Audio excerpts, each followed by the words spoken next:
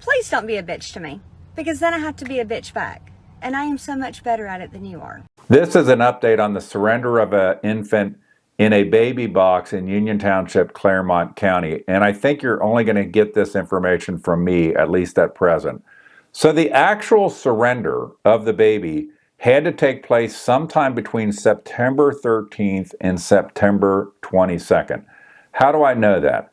Monica Kelsey from Safe Haven Baby Box, who cannot keep her mouth shut to have real anonymity around these things from end to end, posted a video. Well, guess what?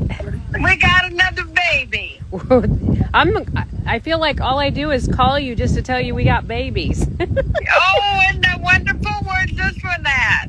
Ohio, We're at in Ohio. down by Cincinnati. Oh, I thought you were going to tell me Paulding. No, I haven't had one in Paulding yet, but in Wow. the Union Township. That apparently she had shot back in that time frame, somewhere in that time frame. She posted it just a few days ago in November. And in that video, she talks about going to an event for a surrender of a baby that happened at a fire station in O'Fallon, Missouri. Well, when are you leaving? Monday? Well, Monday I got to go to O'Fallon to do that press conference there. Well, the baby was surrendered in O'Fallon, Missouri on September 13th, and they had a press event on September 22nd. That's what Monica Kelsey does. It's part of a psyop, basically, that if a woman surrenders a baby, immediately do a press conference about how the woman is a hero, she did the right thing, she realized she couldn't raise her own child, she gave it up to be with a great forever family. That creates a lot of pressure and stigma on the woman not to come back or ever make any attempt to reclaim that baby. In most states, a woman in Safe Haven has 30 days to come back and try to reclaim their baby. So they had a press event for this O'Fallon, Missouri surrender on September 22nd, and the event was upcoming. She says in her video that it was upcoming on Monday. So we know that the surrender happened sometime between September 13th and September 22nd. Yesterday, I had a conversation with Corey Wright, who is the administrator of Union Township. And I asked him about the secrecy and so forth. By the way, I'm for secrecy. I'm thinking these things should be anonymous end to end. You know, Monica Kelsey likes to say confidential and anonymous, but then she does a press event saying, you know, we had a Latino or white or black baby, this many pounds, surrendered on exactly this date at this location, which would help to take away the anonymity, because somebody could say, I know somebody that they were pregnant and now they don't have a baby and they're not pregnant anymore. Maybe it was them.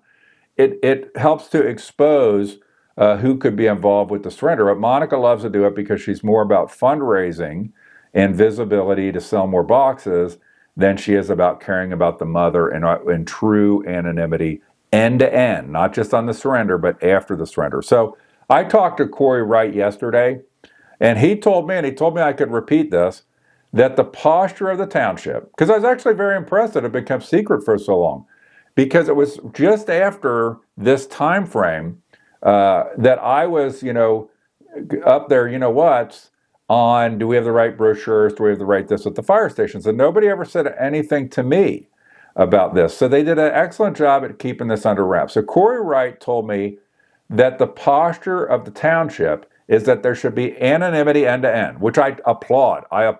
Now, I can't believe that Michael Logue, Joe Dills, and John Becker, in that order, would be able to keep their mouth shut about this. But to the degree that they have, if they knew at the time this happened, fantastic, unbelievable, very positive, especially for Michael Logue. Michael Logue loves to be in front of a camera yucking it up, and he may still try to get some press attention out of this because he won't be able to resist.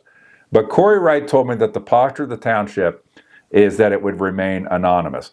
I don't know why Monica Kelsey did not release the video that she obviously made back in the time frame of the actual surrender, why she didn't release that back then, but then released it just a few days ago in November. According to Corey Wright, certainly nothing official from the township told anybody that it was okay to start talking about this.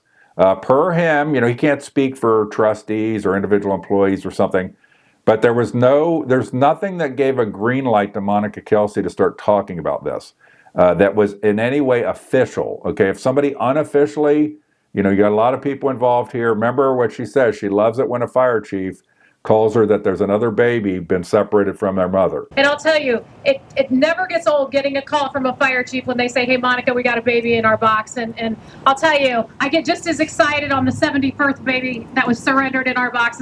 Okay, so that's what gets her excited.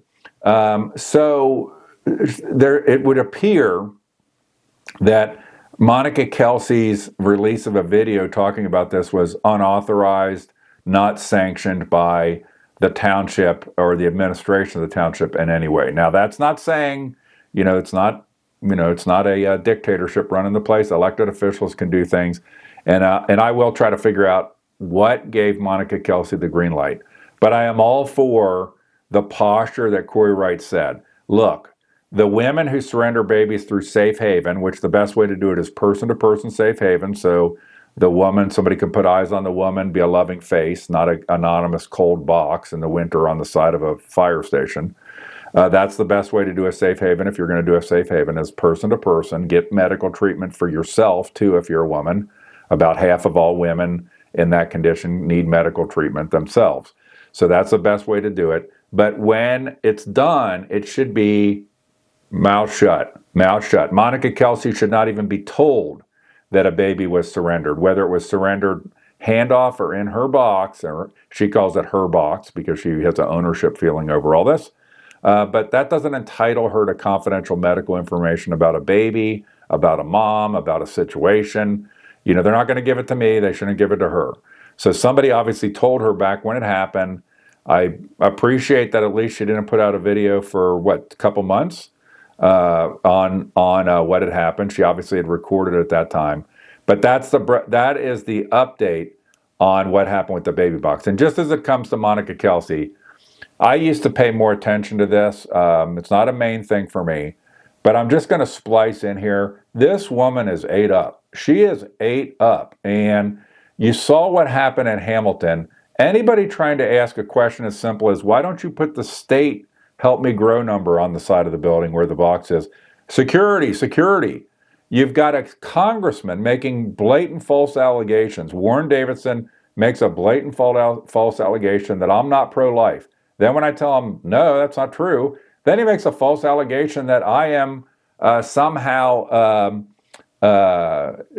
suing Safe Haven Baby Box. I'm not aware of that. I'm totally unaware of that. You know my position. I'm pro-life, and you're not. I'm pro-life too.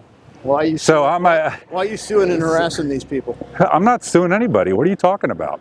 Maybe I should just make false allegations. Maybe I should make a false allegation that Warren Davidson takes significant bribes of millions of dollars. What? Hey, Warren, why are you taking so many bribes? Maybe I should ask him that when I see him, because he's apparently a sitting congressman's good with making false allegations for which he has no substantiation.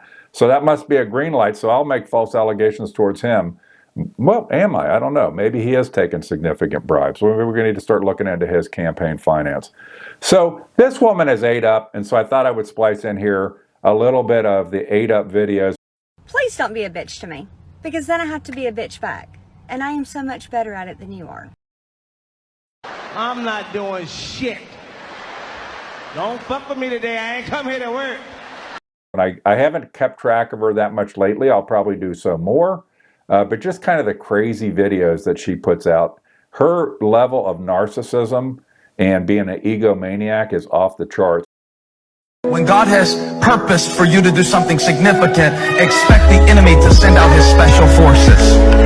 That might be why your life has been so hard. Not because God is not with you, but maybe God is so distinctively with you. Maybe his plan for your life is so intimidating and threatening to the devil that there's no way he's going to let you ascend to your purpose without an attack. And generally speaking, anybody who asks questions like I do about these baby boxes, they get targeted by her. They're the ones that get targeted, demonized, and she sicks her attack dogs on them. It's happened to me, but I don't, I'm used to that, so it doesn't have much of an effect on me, and I continue to be a voice for a rational thought about these things. The reality is, real safe haven people, the thing they love most is helping a mom become a good mother. So they like to first see how can we use Safe Haven to get help to a mother such that they can be a good mom, so they're not living with regret later, right? Because it's exploiting women, especially when you do it through these boxes, to get them in a moment of crisis to put that baby in there and make probably one of the biggest decisions of their life without any human contact, without any help, without any counseling, so on and so forth. And so it's these boxes, I'm not against Safe Haven. I'm not even necessarily against boxes. What I'm against is that they become an exploitative thing where the person is making money off of it, and they have to make their numbers. It's like they got a quota. When the quota we should want to have is that there is no baby surrendered and no babies die or anything like that as well. Because the babies are a gift from God. And who are we to make a judgment that somebody can never be a fit mother? They would have said Mary could not be a fit mother to Jesus, right? So Monica Kelsey would have encouraged Mary to put the baby in a box, because how can you possibly be a fit mother in your condition? So that is your update for today.